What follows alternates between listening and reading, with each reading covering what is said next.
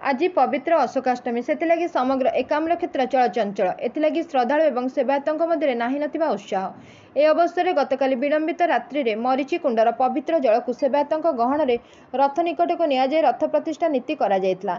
या सहित मुक्तेश्वर एवं सिद्धेश्वर मंदिर परिसर में थिबा एही कुंडरू अपुत्रिक महिला माने समग्र राज्यर विभिन्न स्थान आसी एकत्रित होइतिले।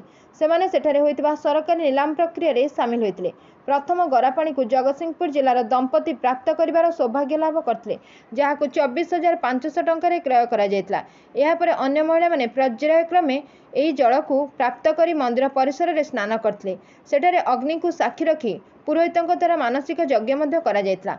समस्तक एही आशा जे महाप्रभु श्री लिंगराज कृपारू सेमाने संतान प्राप्त करी अन्य दंपति परी सेमाने मध्य सौभाग्यशाली पितामाता हेबार गौरव लाभ करिपारिबे एवं सेमानक दाम्पत्य जीवन परिपूर्णता आसी सेमानक जीवन धन्य होइजिवो।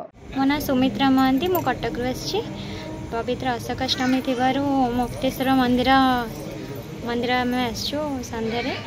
तो जो पानी मरीचिकुंड पानी नीलाम हो प्रभु प्रथम गरा पानी गला आम आशा कर द्वितीय गरा पानी नबू आई पानी गाधोले मनस्कामना पूर्ण हुए बोली विश्वास रही।